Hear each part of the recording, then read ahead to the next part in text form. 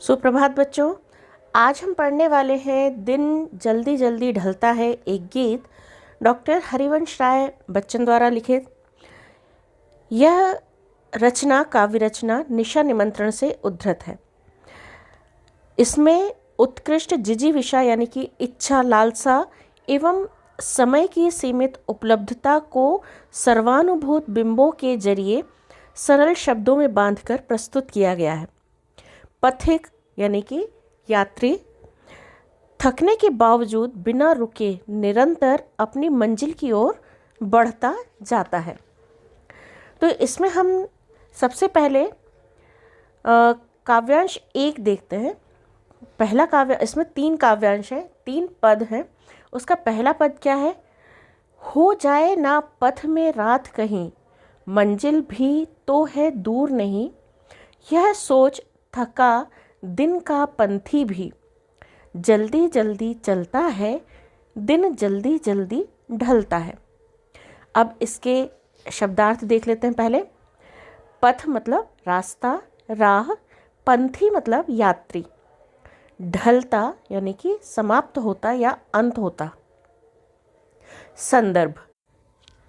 प्रस्तुत कविता प्रसिद्ध छायावादोत्तर कवि यानी कि छायावाद के बाद वाले उत्तर कवि डॉक्टर हरिवंश राय बच्चन की कृति निशा निमंत्रण से ली गई है या उद्धृत की गई है। अब ये संदर्भ तीनों काव्यांश के साथ में रहेगा, क्योंकि संदर्भ एक ही होता है। अब प्रसंग बदलते जाते हैं। तो प्रसंग क्या होगा इस काव्यांश का या इस पद का, कि इस कविता में कवि ने क्षण प्रतिक्षण बीतते समय के साथ लक्ष्य प्राप्ति की आतुरता को दर्शाया है। अब इस पद की हम व्याख्या देखते हैं। अर्थ क्या होगा? कवि कहते हैं कि दिन जल्दी जल्दी अर्थात शीघ्रता से ढल रहा है। इस कारण यह सोचकर कि रास्ते में कहीं रात ना हो जाए, दिन भर का थका हुआ यात्री भी अपनी मंजिल अर्थात लक्ष्य या उद्देश्य तक शीघ्र पहुंचने हेतु जल्दी जल्दी चलता है। लक्ष्य अर्थात अपने रैन बसेरे या प्रिय तक शीघ्र पहुंचने की आतुरता के कारण उसे दिन जल्दी जल्दी ढलता अर्थात समय शीघ्रता से बीतता हुआ प्रतीत होता है। कवि बार बार दोहराते हैं कि दिन शीघ्रता से ढल रहा है। अब इस पद में की क्या विशेषता है उसके बारे में जानते हैं। भाषा सरल एवं प्रवाहमयी है। जल्दी जल्दी में पुनरुक्ति प्रकाश अलंकार है। पंथी भी जल्दी जल्दी में ई की आवृत्ति के कारण स्वर मैत्री अलंकार है। भाषा संस्कृत निष्ठ होते हुए भी सरल, सुकोमल व प्रवाहमयी है। जल्दी जल्दी का प्रयोग मन की व्यग्रता को सहज अभिव्यक्ति प्रदान करता है। ठीक है। अब दूसरा काव्यांश देखते हैं। बच्चे प्रत्याशा में होंगे, नीड़ों से झांक रहे होंगे, यह ध्यान परों में चिड़िया के, भरता कितनी चंचलता है, दिन जल्दी जल्दी ढलता है। अब इसके शब्दों के जो कुछ कठिन शब्द हैं उनके अर्थ देख लेते हैं। प्रत्याशा मतलब आशा। नीड़ का अर्थ है घोंसला। पर का अर्थ है पंख। चंचलता यानी गतिशीलता, तीव्रता और व्यग्रता। संदर्भ वही है जो काव्यांश 1 में था। प्रसंग क्या होगा? इन पंक्तियों में कवि अपनी बात को स्पष्ट करने के लिए चिड़ियों का उदाहरण देते हैं। इसका अर्थ देखते हैं। कवि कहते हैं कि दिन को शीघ्रता से ढलता देखकर और यह ध्यान करके कि बच्चे दाना पाने और अपनी माँ के शीघ्र लौट आने की आस लिए घोंसले मतलब नीड़ से झांक रहे होंगे। चिड़ियों के पर और अधिक चंचल हो उठते हैं, अर्थात वे और तेजी से अपने घोंसलों की ओर उड़ने लगती हैं। कवि दोबारा कहते हैं कि समय जल्दी जल्दी बीत रहा है।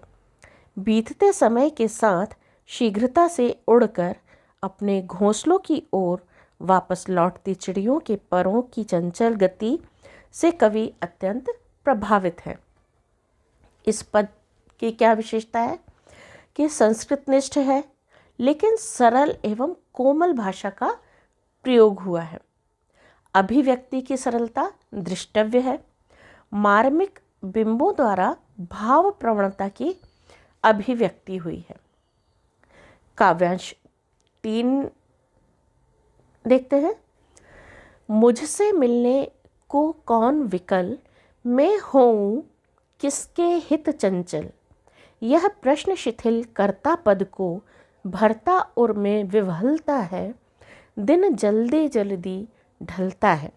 इसकी शब्दार्थ, विकल मतलब व्याकुल, हित मतलब के लिए, चंचल मतलब क्रियाशील, व्यग्र गतिशील, शिथिल मतलब ढीला, पद मतलब पैर, उर मतलब हृदय, विवहलता मतलब बेचैनी, भाव मतलब आतुरता।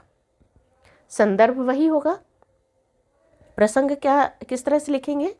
यहाँ कवि अपने जीवन में प्रेम की कमी के कारण विद्यमान शिथिलता एवं हृदय की व्याकुलता का वर्णन कर रहे हैं। अब इसका अर्थ देखते हैं। कवि कहते हैं कि दिन जल्दी जल्दी ढल रहा है, लेकिन उससे मिलने के लिए ना कोई व्याकुल है और ना ही उत्कंठित है, इसलिए वह किसके लिए शीघ्रता करे। कवि के अनुसार यह भाव उसके पैरों की गति को और शिथिल कर देता है तथा उसके हृदय में व्याकुलता और विह्वलता की भावना को बढ़ाता है। वास्तव में कवि अपने प्रीतम का संसर्ग चाहता है। संसर्ग मतलब साथ। वह पुनः दोहराता है कि दिन अर्थात समय शीघ्रता से व्यतीत होता जा रहा है।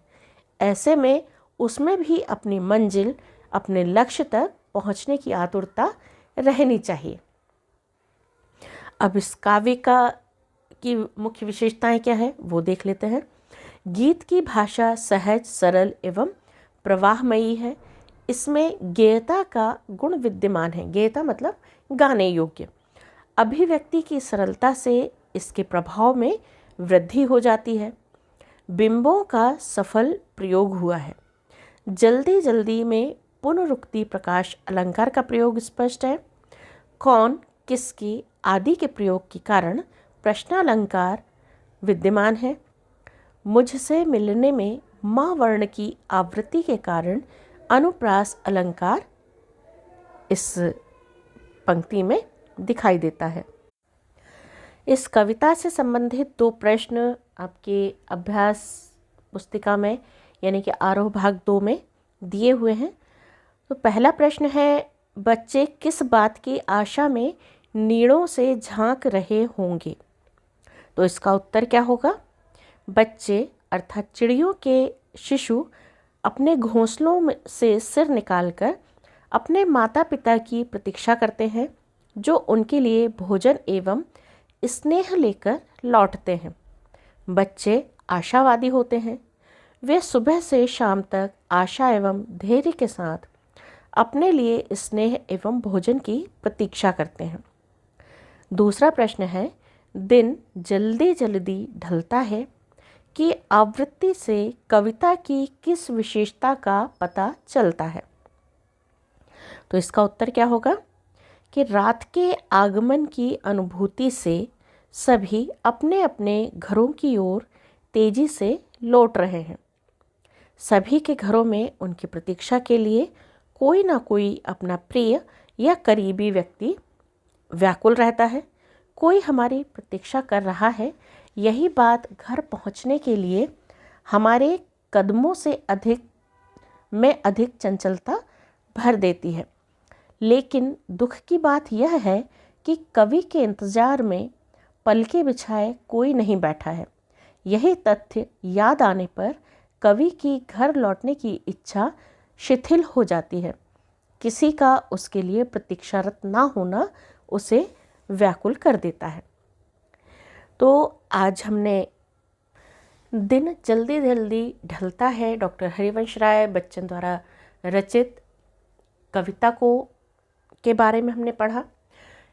इन दोनों कविताओं को अच्छे से आप लोग पढ़ लें तो उससे क्या होगा कि इन्हीं में से प्रश्नों को घुमा फिरा कर परीक्षा में पूछा जाता है। तो यही व्याख्या पूरे चैप्टर को जितने भी प्रश्न अगर आते हैं वो उन सभी को कवर कर रहा है।